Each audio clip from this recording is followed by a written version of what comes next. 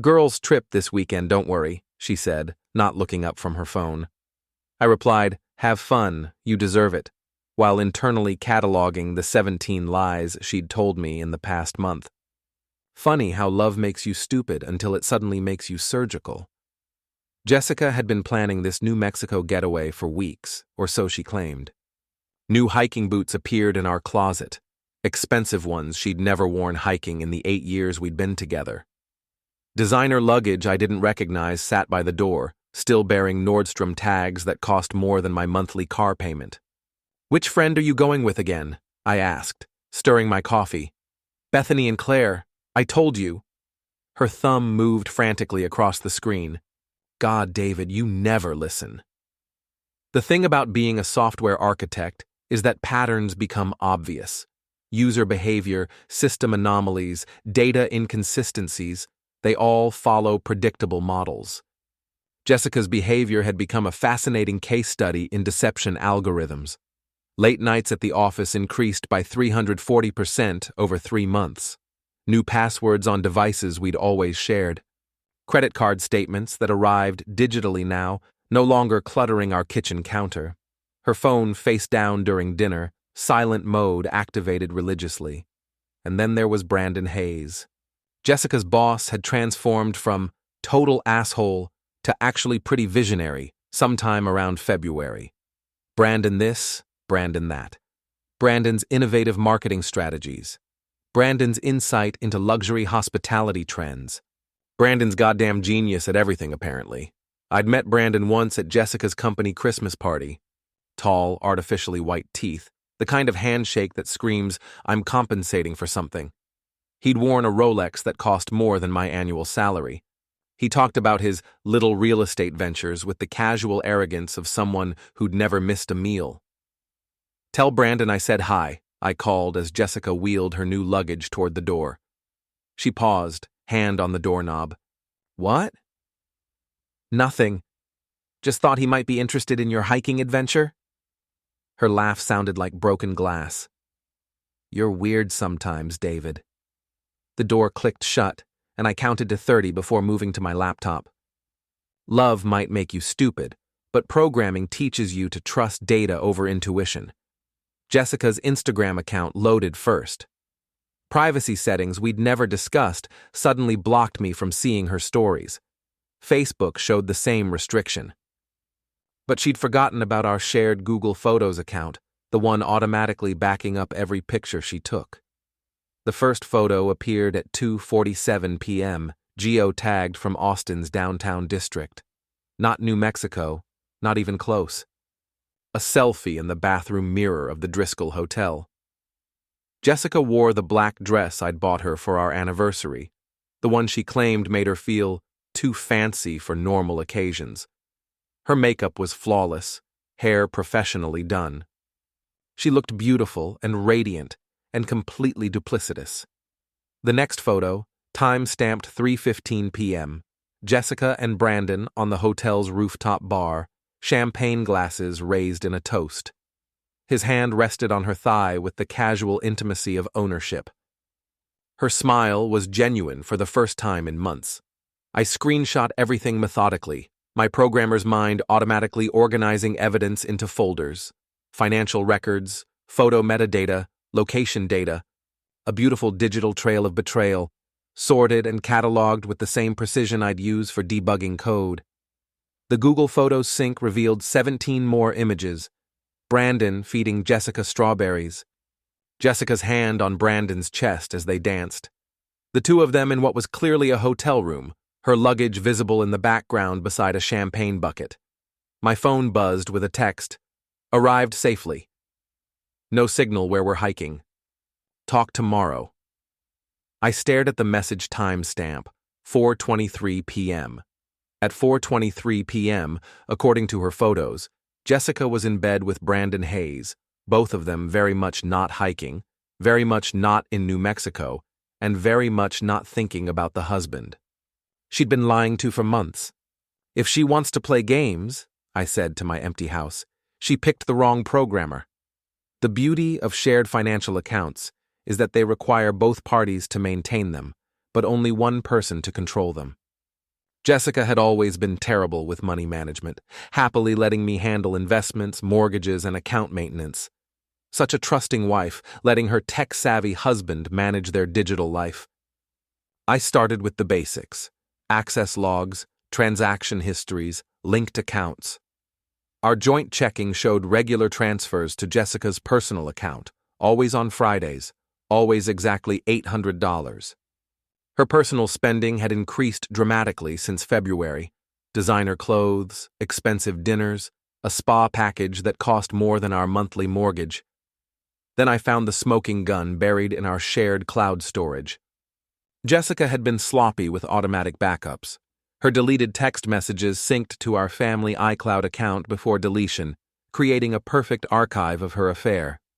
8 months of conversations between her and Brandon, starting professionally and escalating to pornographic, with stunning efficiency. February 14th, Brandon. Working late again tonight. This marketing proposal needs your personal touch. February 20th, Jessica. David's asleep. Wish you were here instead. March 3rd, Brandon. Booked us the penthouse suite for next weekend. Tell your husband you're visiting your sister. March 3rd, Jessica. You're terrible. I love it. The conversations revealed more than infidelity. They'd been systematically planning a future without me, discussing my tech skills and security access in ways that made my stomach clench. Brandon wasn't just stealing my wife, he was planning to destroy my career. April 15th, Brandon. Your husband still has admin access to the financial systems at TechCore, right? April 15th, Jessica. Yes, why? April 15th, Brandon. Just thinking about our conversation regarding retirement funds. I read that exchange 3 times before understanding hit like ice water. They weren't just having an affair. They were planning to frame me for embezzlement, using my company access credentials to transfer funds, and then claiming I'd gone rogue. David, the betrayed husband, becomes David, the criminal. While Jessica and Brandon ride off into the sunset with stolen money and clean consciences. The brilliance was almost admirable. Almost. I spent the next hour documenting everything: screenshots, transaction records, location data, communication logs. Then I opened a secure folder and began phase 1 of what I was already thinking of as Project Reckoning. Jessica's return flight was booked for Sunday evening on our joint credit card. I canceled it, noting the $200 change fee with satisfaction. Her rental car reservation at Austin Bergstrom disappeared next, followed by her AAA membership. Gym access and Netflix account. Small deletions, but each one would create friction, confusion, mounting panic. Then I moved to the joint accounts. As primary account holder, I had legal authority to remove Jessica's access without notice. Our checking account, savings account, investment portfolio all suddenly required my authorization for any transaction. Her debit cards became worthless plastic rectangles. Her credit cards, linked to accounts I controlled, would decline at the precise moment she tried to use them. But the masterstroke was her car. Jessica drove a Honda Civic I'd bought for her birthday 2 years ago. The title was in my name because she'd had credit issues at the time, legally, entirely, completely mine. My friend Mike owned a used car lot, and he answered on the first ring despite the late hour. David? Everything okay? Need to sell a car fast and I need cash. Can you help? Depends. What kind of car? 2022 Honda Civic, excellent condition, clear title in my name. Mike whistled. That's a nice car, man. Why the rush? Let's just say circumstances have changed. Bring it by tomorrow. I'll give you fair market value, cash on the barrel. I hung up and looked at Jessica's keys on the kitchen counter. Tomorrow, when she tried to leave the Driscoll Hotel, she'd discover that her ride home had vanished along with her access to money. She'd be stranded in the same hotel where she'd been auditioning my replacement, left relying on Brandon's questionable gallantry to escape. The thought made me smile for the first time in weeks. My phone buzzed with another text from Jessica. Having so much fun. Wish you were here. The irony was delicious. She actually did wish I was there, just not in the way she'd intended. Saturday morning, I drove Jessica's Honda to Mike's lot and pocketed $22,000 in cash. Clean, untraceable, and entirely legal. My phone started ringing at 11:47 a.m. By noon, Jessica had called 6 times. The voicemails progressed from confusion to panic. David, something's wrong with my card. David, my card was declined at the hotel. Call me back now. David, what is going on? My car isn't where I parked it. Answer your phone, Brandon called next. Seeing his name on caller ID felt like Christmas morning. David? There seems to be some confusion with Jessica's credit cards. No confusion. Everything's working exactly as intended. Silence stretched between us. I could hear him calculating, realizing I knew, understanding his affair had detonated. I think we should meet. Talk this through like adults. Adults don't sleep with other men's wives, Brandon. But sure, let's talk.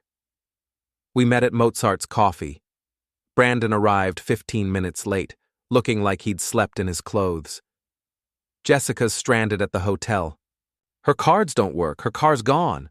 Sounds like a personal problem. Look, mistakes were made. Mistakes? I pulled out my phone and showed him screenshots. I've got 300 text messages that suggest this was intentional. His face went white.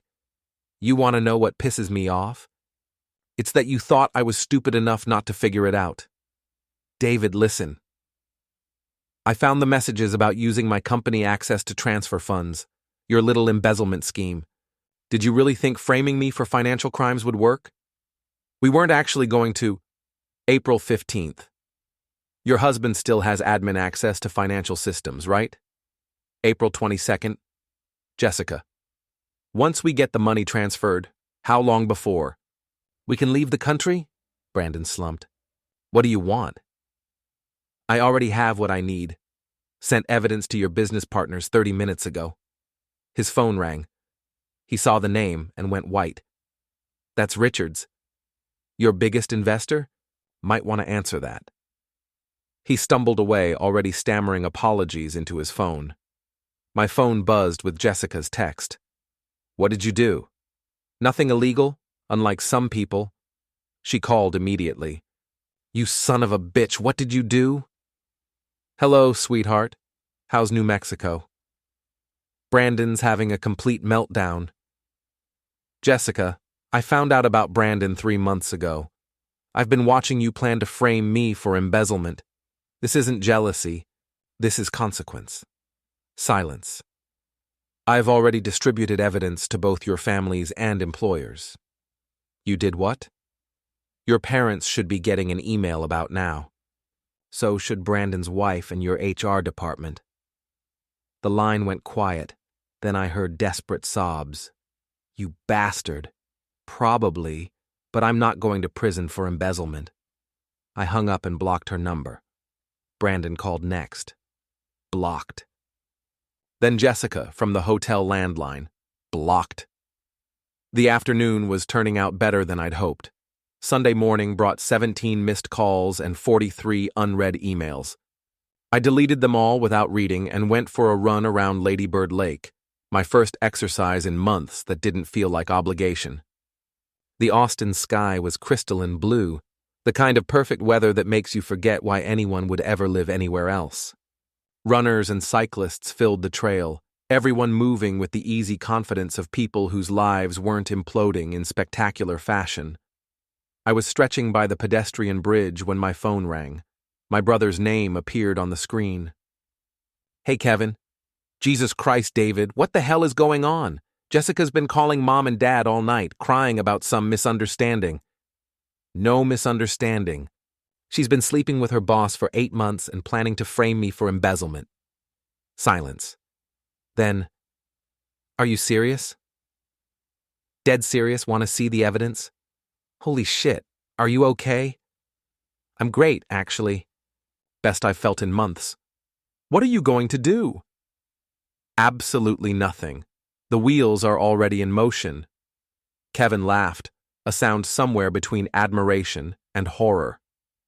Remind me never to piss you off. Just don't sleep with my wife and try to steal my money. Pretty low bar for family members. After Kevin hung up, I drove to my office to collect some files I'd need for Monday's client meeting. The TechCore building was mostly empty on Sunday, just a few dedicated programmers and system administrators keeping the digital world spinning. I was downloading backup files when my security badge beeped with an unauthorized access alert. Someone was trying to enter the building using Jessica's visitor credentials I'd forgotten she still had from the Christmas party. The security monitor showed Jessica and Brandon in the lobby, arguing with the weekend guard. Jessica looked terrible. Yesterday's makeup smeared, hair matted, still wearing the black dress that had looked so elegant in her affair photos. Brandon appeared marginally better, but carried himself like a man who'd aged 5 years overnight. I watched them gesture frantically at the guard, Jessica's voice rising to near-shriek levels. They wanted access to my office, probably hoping to delete evidence or steal proprietary information they could use as leverage. The guard was shaking his head, pointing to his computer screen. Weekend access required pre-authorization, which they obviously didn't have. After 5 minutes of heated discussion, they gave up and headed back to the parking garage. I waited until they'd left, then made my own call to building security. This is David Carter in Suite 847. I need to report a security breach attempt. What kind of breach, Mr. Carter? Unauthorized individuals trying to access confidential client information. I have video evidence. The head of security promised to review the footage and file a report. Another document for the growing pile of evidence. Another piece of ammunition for whatever legal battles lay ahead. My phone buzzed with a text from an unknown number. We need to meet. Tonight. This has gone too far. Brandon, probably using a burner phone or borrowing someone else's device. I typed back, has it? I'm just getting started. Name your price. There is no price. Some things can't be bought. Everyone has a price. I thought about that.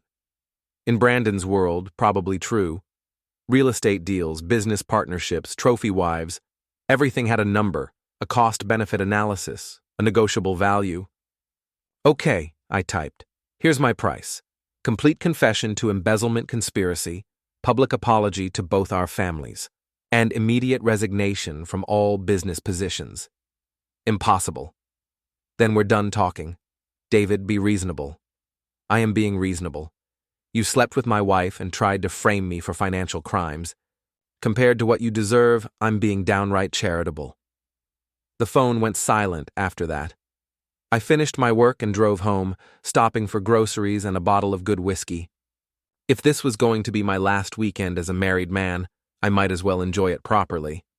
I was grilling a steak on my back patio when Jessica appeared at the fence gate. She'd managed to shower and change clothes, but still looked like someone who'd spent the weekend in various levels of hell. The gate's locked, she called. I know. David, please, let me in so we can talk. We don't have anything to talk about. I'm your wife. You were my wife. Now you're just someone who used to live here. She pressed her face against the chain link, tears starting again. Please. I'll do anything. Anything? Here's what you can do. Admit you were planning to steal money and blame me for it. We weren't actually going to... Stop. Just stop. I flipped the steak, the sizzle drowning out her protests. Every word out of your mouth is another lie. I have the messages, Jessica. I have bank records, hotel receipts, witness statements. You and Brandon spent 8 months planning to destroy my life. It wasn't like that. What was it like then?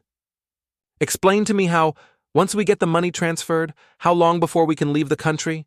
Isn't exactly what it sounds like. She slumped against the fence, defeat replacing desperation. My parents won't talk to me. My job, they fired me this morning.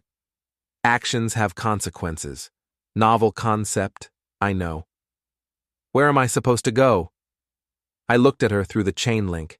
This woman I'd loved. For 8 years, planned a future with, trusted completely.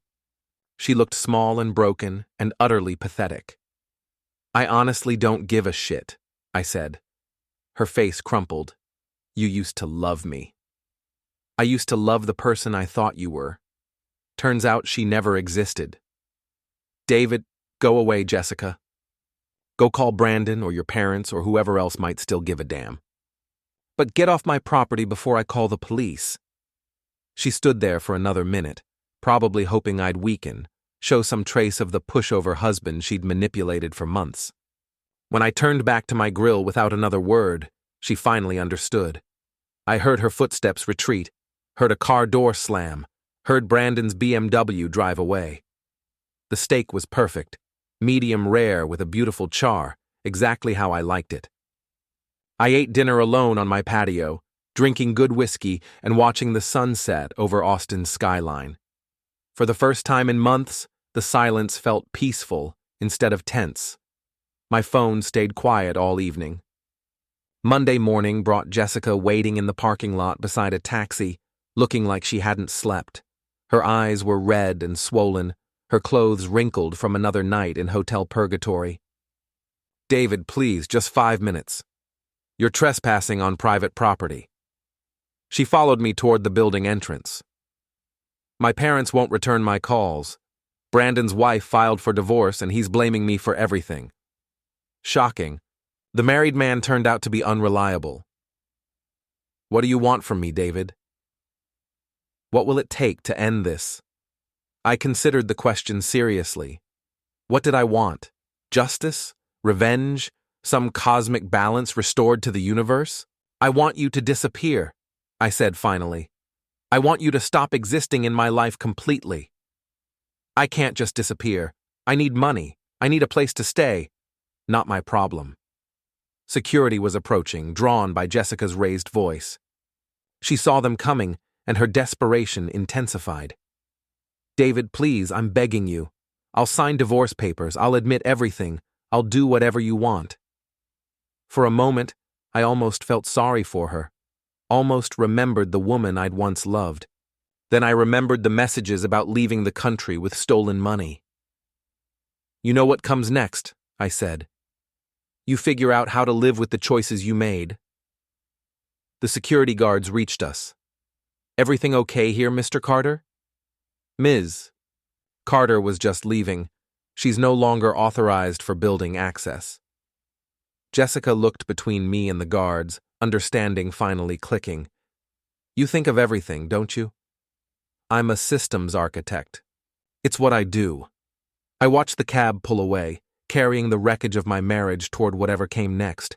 Inside, my coworker Mike was waiting with coffee. Heard you had some excitement this weekend. Brandon's company lost 3 major investors. Jessica got fired, both exactly what they deserved. You okay? I looked up from my screen, considering the question honestly. 8 years of marriage had ended in spectacular betrayal, but I'd systematically solved the problem. Yeah, I said, I'm okay. For the first time in months, I felt clear-headed and focused. The constant anxiety of sensing deception was over. We were walking toward lunch when my phone rang. Jessica's name appeared on the screen. I answered immediately. David, thank God. Listen, I'm at the airport and Brandon left me here. I can't afford a ticket home. I just need... I hung up and blocked her number again. Problem solved? Mike asked. Problem deleted, I replied. Some people deserve exactly what they get. The rest of us deserve better.